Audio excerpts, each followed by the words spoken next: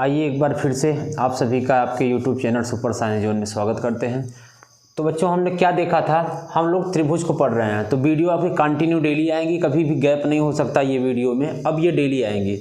आज कुछ बच्चों का बहुत अच्छा रिस्पांस था, बच्चे बोल रहे थे, आज कुछ बच्चे मिले भी थे कि सर आप वीडियो डेली डाल रहे हैं, बहुत अच्छी बात है। हम कहे हाँ अब आपकी वीडियो डेली आएगी। हम लोग सेम यही टॉपिक ऑफलाइन में पढ़ रहे हैं, हम लोग सेम यही टॉपिक अपना यहाँ भी कवर कर रहे हैं ताकि आपको 2 बार पढ़ने को मिले, आपका ये रिवाइज होता चले और बिल्कुल आपको एकदम क्लियर होता चले, क्योंकि अब आपके पास ज़्यादा समय नहीं बचा हुआ है। ठीक, तो देखिए आज हम लोग क्या बात करेंगे। हम लोग जो त्रिभुज आपसे बोले थे कि त्रिभुज कंटिन्यू हमारा चल रहा है, मैथ और साइंस डेली आपको एक एक वीडियो अब मिलेगी डेली। तो देखिए क्या है, त्रिभुज में हम लोग बच्चों क्या पढ़ रहे थे, ये त्रिभुज कक्षा 10 हम लोगों ने क्या पढ़ा था, थेल्स के बारे में पढ़ लिया था। इसके इंट्रोडक्शन हम लोग बहुत अच्छे से पढ़े थे। समरूप क्या होता है, सर्वांगसम क्या होता है, त्रिभुज क्या होता है और थेल्स प्रमेय क्या होती है, जो कि बहुत ज़्यादा मोस्ट इंपॉर्टेंट है थेल्स प्रमेय। ठीक, तो आइए आज हम लोग देखिए त्रिभुज, ये कुछ चैप्टर में इसकी एक्सरसाइज में कुछ क्वेश्चन भी हैं, आज हम लोग उसको कर लेते हैं। तो देखिए ये आपको क्लियर भी करते चलेंगे आराम से। तो सबसे पहला क्वेश्चन है प्रश्न नंबर 1। ये देखिए बुक भी है, आप बुक लेकर साथ बैठेंगे, मेरे पास भी बुक है तो आप भी बुक लिए रहेंगे। तो पहला क्वेश्चन दिया है सभी वृत्त क्या होते हैं, तो बताइएगा। सभी वृत्त मतलब हम कह सकते हैं सभी वृत्त की बात कर रहा है, ये नहीं बोला है कि 2 समान वृत्त, ये बोला है सभी वृत्त। पॉइंट को समझिएगा, सभी वृत्त मतलब एक वृत्त बच्चों छोटा भी हो सकता है और एक वृत्त इससे बड़ा भी हो सकता है। इसका मतलब ये अगर समझते हैं, अगर 3 सेंटीमीटर त्रिज्या लेते हैं तो कितने सेंटीमीटर का बनेगा, 6 सेंटीमीटर बनेगा। अगर इसकी हम 4 सेंटीमीटर त्रिज्या लेते हैं बच्चों तो ये कितना बनेगा, 8 सेंटीमीटर का वृत्त बनेगा। इसका मतलब सभी वृत्त मतलब बोला है तो एक छोटा होगा एक बड़ा होगा। तो हम आपको बता चुके हैं कि समरूप त्रिभुज क्या होता है। समरूप त्रिभुज वह त्रिभुज होता है जो सेम आकार का होता है, मतलब सेम शकल का होता है, सेम रूप का होता है। मतलब उसकी आकृति क्या होती है, छोटी बड़ी कुछ भी हो सकती है, लेकिन उसके आकार में कोई परिवर्तन नहीं होगा। इसका मतलब कि ये छोटा हो या बड़ा हो उससे कोई फर्क नहीं पड़ता, ये कैसा हो जाएगा बच्चों, समरूप हो जाएगा। कहेंगे सर ये हमारा सर्वांगसम क्यों नहीं होगा, इसलिए नहीं होगा क्योंकि सर्वांगसम कंडीशन क्या होती है, दोनों तो उनके अंग पूरा समान, मतलब उनकी आकृति और आकार दोनों समान होना चाहिए, जबकि यहाँ तो ऐसा नहीं है। इसकी आकृति तो अलग अलग है, एक सर छोटा है एक बड़ा है, लेकिन सर्वांगसम में ऐसा नहीं होता। वहाँ क्या होता है, वहाँ दोनों आकृति मतलब दोनों त्रिभुज क्या होंगे, सेम सेम होंगे। ये भी 3 सेंटीमीटर का होगा और ये भी 3 सेंटीमीटर का होगा। अब हम समझते हैं, आप एकदम अच्छे से समझ गए होंगे। तो पहला क्या भरा जाएगा, सभी वृत्त क्या होते हैं, सभी वृत्त समरूप होते हैं। समझ गए ना, ये हो गया। अब हम लोग बात करेंगे दूसरा, आइएगा आगे समझते हैं। दूसरा क्या बोला गया है क्वेश्चन में, सभी वर्ग क्या होते हैं। तो सभी वर्ग क्या होते हैं, फिर से वही बात हो गया, मतलब एक वर्ग छोटा हो जाएगा और एक वर्ग इससे बड़ा हो जाएगा। अगर ये वर्ग हमारा 1 सेंटीमीटर का 1 सेंटीमीटर का 1 सेंटीमीटर का वर्ग, मतलब जिसकी चारों भुजाएं बराबर होती हैं, ये भी 1 सेंटीमीटर का, लेकिन ये 3 सेंटीमीटर, ये भी कितना 3 सेंटीमीटर, ये भी कितना 3 सेंटीमीटर और ये भी कितना 3 सेंटीमीटर। तो आपको क्या दिख रहा है, अभी तो सर आपने बताया कि समरूप क्या होते हैं, जिनके आकार क्या हैं, छोटे बड़े हों, मतलब उनकी आकार क्या हो, समान हो, लेकिन आकृति क्या हो उनकी, मतलब आकृति सेम हो, आकार अलग अलग हो। ठीक है, कंफ्यूज मत होइएगा। ये देखिए ये क्या है, ये भी एक समरूप है। क्या है, एक समरूप है, सर्वांगसम नहीं है। क्यों नहीं है, क्योंकि देख रहे हैं ना, वो मतलब जब दोनों एक, अगर एक एक होता ये भी होता तो हमारा क्या हो जाता, जैसे हमने आपको उस दिन समझाया था, ये दोनों क्या हैं, मार्कर हैं। तो मार्कर कैसे हैं, सेम है, सेम है ना। अभी यही मार्कर एक छोटा और एक बड़ा हो जाएगा तो समरूप हो जाएगा, लेकिन जब दोनों एक ही आकार के हो जाएंगे, सेम मार्कर ही है, तो क्या कहलाएगा, हमारा सर्वांगसम कहलाएगा। ठीक है, चलिए। तो सभी वर्ग क्या होते हैं, ये भी क्या होते हैं, समरूप होते हैं। सभी वर्ग क्या होते हैं, समरूप होते हैं। बिल्कुल एकदम नोट्स आपको 2 खरीदना है, 2 रजिस्टर कॉपी आपको मार्केट से खरीदनी है, एक साइंस के लिए एक मैथ के लिए। बिल्कुल अच्छे तरीके से आप एकदम लिखते से पढ़ते हुए चलेंगे, एकदम टॉपिक बाय टॉपिक। चलिए, 2 तो हो गए, सभी वृत्त समरूप होते हैं, सभी वर्ग समरूप होते हैं। हम बात करते हैं, अभी लास्ट में आपको आज बहुत अच्छी चीज़ बताएंगे हम, जो शायद ही कोई बताता हो। ठीक है ना, आज आपको बहुत अच्छी बताने वाले हैं, उसी पे हमारा 6.2 पूरा चैप्टर आपका डिपेंड होता है, फिर आपको 6.2 बहुत आसान हो जाएगा। तो देखिए तीसरा पॉइंट, सभी त्रिभुज क्या होते हैं, सभी त्रिभुज समरूप होते हैं। कैसे त्रिभुज समरूप होते हैं, देखिएगा जैसे हम बात करते हैं एक त्रिभुज, ये आपका हो गया ए बी सी, एक त्रिभुज मान लेते हैं इससे थोड़ा बड़ा हो गया ये पॉइंट, इसीलिए हम सारे एग्जाम्पल आपको देते हुए चल रहे हैं, समझा रहे हैं। ये एग्जाम्पल शायद कहीं कहीं मिलता है, तो देखिएगा ये क्या हो जाएगा पी क्यू आर। अब हम बात करें जैसे ये भुजा 1-1 सेंटीमीटर हो गया, ये क्या हो गया 2 सेंटीमीटर हो गया, इसकी हम बात करें तो 2-2 हो गया और ये क्या हो गया 2 सेंटीमीटर हो गया। देखिए कुछ दिख रहा है ना, ये इसको भी एक ले लेते हैं। अब देखिए ये दोनों हमारे क्या हैं, ये दोनों हमारे समरूप हैं। कैसे पता सर समरूप हैं? अरे यही तो बता रहे हैं बार बार कि ये छोटा एक बड़ा, रूप दोनों का सेम है लेकिन आकृति क्या है इन दोनों की अलग अलग है। मतलब ये छोटा है ये बड़ा है, बाकी रूप तो सेम है ना, ये भी त्रिभुज है ये भी त्रिभुज है। तो इसकी कंडीशन देखिए, समरूप की कंडीशन क्या होता है, अगर हम लोग इस भुजा की ए बी भुजा को इस वाले त्रिभुज में लेंगे ए बी सी, तो हमें पी क्यू इसमें भी लेना पड़ेगा। क्या होगा A B upon P Q. A B कितना है बच्चों 1 है, पी क्यू कितना है 2 है, 1/2। अब क्या, अब अगर हम लोग ए सी इसका लेंगे तो ए सी अपान इसका भी क्या लेंगे पी आर लेंगे, तो कितना हो जाएगा, ए सी की वैल्यू कितना दिया है 1 दिया है, पी आर की वैल्यू कितना दिया है, तो देख रहे हैं ना सेम आ रहा है ना, यही तो समरूप है। तीसरा हम लोग ये वाला बचा हुआ है बी सी ले लेंगे, किसके हो जाएगा बटे कितना हो जाएगा क्यू आर हो जाएगा। बी सी की वैल्यू 1 दिया है, क्यू आर की वैल्यू 2 दिया है। देख रहे हैं सारे वैल्यू कितने आ गए सेम आ रहे हैं ना, सारे सेम 1/2 1/2 1/2, मतलब हम क्या कह सकते हैं समरूप कह सकते हैं। इसका मतलब कि जो सभी समबाहु क्या हो जाएंगे, सभी समबाहु। आपके बुक में 2 चीज दिया है, एक समबाहु एक समद्विबाहु, तो आप बोलेंगे सर समबाहु तो ये आप समझा दिए समझ गए, लेकिन समद्विबाहु क्या होता है वो भी समझ लीजिए, वही काहे छूट जाए। ये देखिए समद्विबाहु क्या होता है, एक त्रिभुज हमने ये बना लिया, एक त्रिभुज इधर थोड़ा नहीं दिख रहा होगा, चलिए छोटा छोटा बना देते हैं।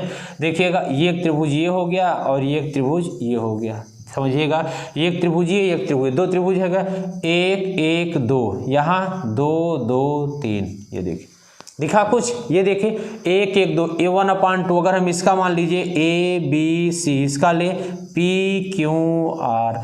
अगर हम ए बी लेते हैं ए बी अपान इसका भी पी क्यू लेंगे, सेम जो भुजा इसका जो भुजा इसका जो इसका वो इसका जो इसका सेम है, तो ए बी अपान क्या हो जाएगा पी क्यू। ए बी कितना है 1, पी क्यू कितना है 2, सर तो सेम आ रहा है। और भी देख लें ए सी अपान कितना हो जाएगा, ए सी अपान कितना हो जाएगा पी आर। ए सी कितना है 1, पी आर कितना है 2, लेकिन ये क्या हो गया B C upon Q R बच्चों, ये अलग हो गया, कितना हो गया 2/3। ये क्या है समरूप नहीं है, अलग हो गया, तो क्या है समद्विबाहु है, जिसकी 2 भुजाएं बराबर होती हैं उसे हम क्या बोलते हैं समद्विबाहु। द्विबाहु मतलब 2 भुजा, बाहु मतलब भुजा, द्वि मतलब 2 भुजाएं जिसकी बराबर हो उसे समद्विबाहु, जिसके रूप बराबर हो उसे समरूप। समबाहु जिसकी तीनों भुजाएं बराबर हो, मतलब सभी भुजाएं तो सभी क्या तीनों भुजा तो होती है त्रिभुज में, जिसकी 3 भुजाएं बराबर हो उसे क्या बोलेंगे समबाहु। ये सब राक्षसों के नाम है, पता नहीं कहां से इसमें दे दिया है मैथ में, चलिए तो कोई बात नहीं।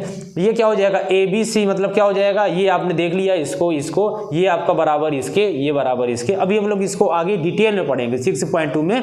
त्रिभुज आपको ऐसा पढ़ाएंगे कि शायद ही आपको कोई पढ़ाए और कभी आपको भूल तो सकता नहीं, ठीक है। हम लोग इतना अच्छे त्रिभुज पढ़ेंगे, बस आपको डेली एकदम अच्छे से डेली आपको टाइम बनाना है, हमें डेली इतने टाइम में एक हमको वीडियो डेली देखना है और उसे 2 बार 3 बार 4 बार जितना हो सके आपको बस प्रैक्टिस करते जाना है। धीरे धीरे आप देखेंगे त्रिभुज आपका बहुत अच्छा हो जाएगा। आइए आगे चलते हैं। इतनी सारी बातें हम लोगों ने समझ गया, आप भी एकदम अच्छे समझ गए होंगे। अब हम लोग आगे इसको देखते हैं आगे क्या होता है। देखिए चौथा नंबर देते हैं, 3 तो आप समझ गए। चौथा नंबर, भुजाओं की समान संख्या वाले 2 बहुभुज समरूप होते हैं। सही बात है, ये तो हमें ही पता है सर, आपको भी पता है। भुजाओं की समान संख्या वाले 2 बहुभुज समरूप होते हैं, लेकिन उसमें कंडीशन दिया है, यदि उनके संगत कोण क्या होते हैं, संगत कोण क्या होंगे बराबर होंगे। संगत कोण बराबर होते हैं, सिंपल सी बात है, यहां लिख देंगे संगत कोण क्या होंगे बराबर होंगे। ठीक है।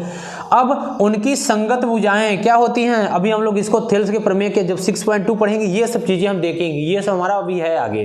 तो संगत भुजाएं क्या होती हैं, समानुपाती होती हैं। क्या होती हैं, संगत भुजाएं समानुपाती होती हैं। ठीक है ना, ये हो जाएगा कि अगर उनके संगत कोण बराबर हो, संगत भुजाएं समानुपाती हो, मतलब एक दूसरे के अनुपात में, जैसे हम लोग थेल्स के प्रमेय पढ़ा था कि ये जो हमारा क्या होता है, ये हमारा ABC एक भुजा होती है, यहाँ D और E होती है, मतलब D और क्या मान लेते हैं ABC, इसके बाद D, इसको हम E मान लेते हैं, और यहाँ पे हमारा ये M ले लेते हैं, तो क्या हो जाएगा AD/D ये हो जाएगा, और इस हम लोग ऐसे ये, ठीक है ना, ये हम लोग पढ़े हैं।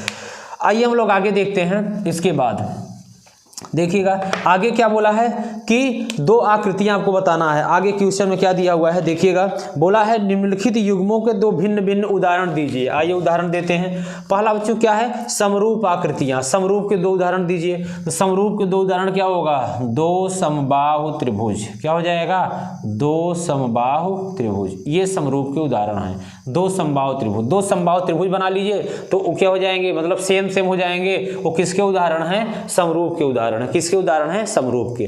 दूसरा उदाहरण क्या हो जाएगा, दो वर्ग, क्या हो जाएगा, दो वर्ग। दो वर्ग आप बना दीजिए, एक वर्ग छोटा रहे एक वर्ग बड़ा रहे तो भी क्या कहलाएगा, हमारा समरूप कहलाएगा। दो समबाहु त्रिभुज समझ लीजिए, कुछ लोगों को नहीं समझ रहे होंगे, एक ऐसा और एक कैसा हो जाएगा, ऐसा, एक छोटा एक बड़ा। दो समबाहु त्रिभुज किसके उदाहरण हैं, समरूप के उदाहरण है, भी हम लोग बता चुके हैं। और दो वर्ग भी कैसे हैं, ये शुरुआत में लिए थे, एक छोटा एक बड़ा, ये किसके उदाहरण है, समरूप के उदाहरण है। किसके, समरूप के।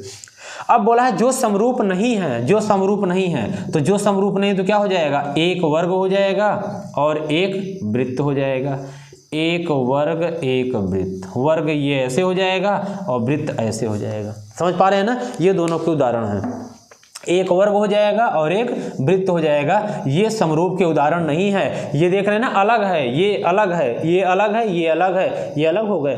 अब दूसरा उदाहरण क्या लेंगे, एक त्रिभुज, दूसरा उदाहरण एक त्रिभुज और एक वर्ग, एक त्रिभुज एक वर्ग, ये किसके उदाहरण हैं, त्रिभुज मतलब ये हो जाएगा और वर्ग मतलब ये हो जाएगा। ये सब किसके उदाहरण हैं, जो समरूप नहीं है। तो मतलब क्या हो सकता है, समद्विबाहु हो सकता है, कौन सर्वांग सम हो सकता है, ये दोनों अलग अलग है। ये सर्वांग सम तो नहीं होगा, मतलब ये कुल मिला के समरूप भी नहीं होगा, सर्वांग सम, सर्वांग सम तो दोनों सेम होते हैं, सर्वांग सम तो हो ही नहीं सकता।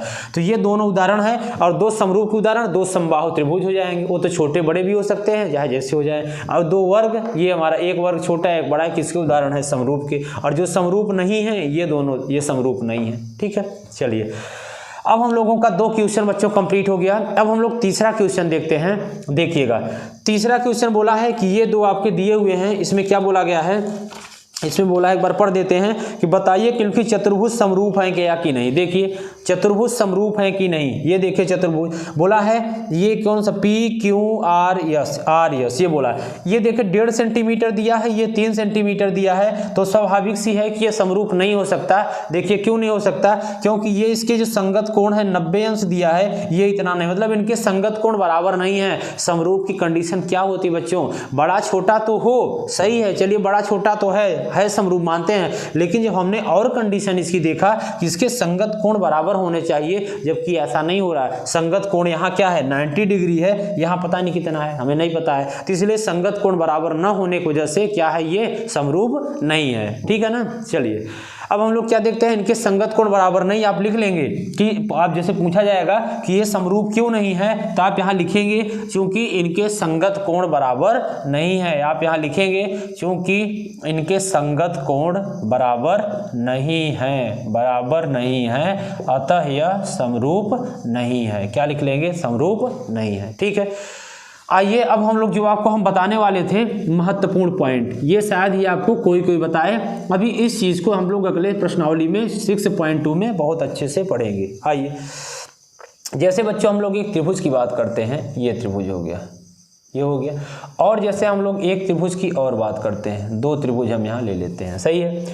अब देखिए हम एक त्रिभुज का नाम देते हैं ABC, एक त्रिभुज का नाम देते हैं PQR, देखिएगा सही है। अब देखिए अगर हम इसमें माने अगर इसको, तो हम अगर बोले यहाँ पे हम 3 कोण की बात करेंगे, ये देखिएगा, और यहाँ पर भी हम 3 कोण की बात करेंगे। देखिए अगर हम इसको मानते हैं ये पहला वाला कोण हमारा 80 डिग्री हो जाएगा और दूसरा वाला हमारा 30 डिग्री हो जाएगा, तीसरा वाला हमारा 70 डिग्री हो जाएगा। ठीक है, 80 30 70 जोड़ देंगे, 8 7 15 15 3 180, 180 कंप्लीट हो गया। अब देखिए, अब अगर इसको हम मान लेते हैं 80 डिग्री, इसको हम मान लेते हैं 30 डिग्री, इसको हम मान लेते हैं 70 डिग्री, किसी को आप कुछ भी मान सकते हैं, कोई फर्क नहीं। आप चाहें तो यहाँ 70 मान लें और चाहें तो आप इसको 30 मान लें। बस हम आपको कुछ अलग चीज़ दिखाने जा रहे हैं, आप अच्छे समझिएगा इस पॉइंट को। अभी हम लोग अगले एक्सरसाइज में इसको बहुत अच्छे से पढ़ेंगे, ये चैप्टर बहुत मजा आएगा।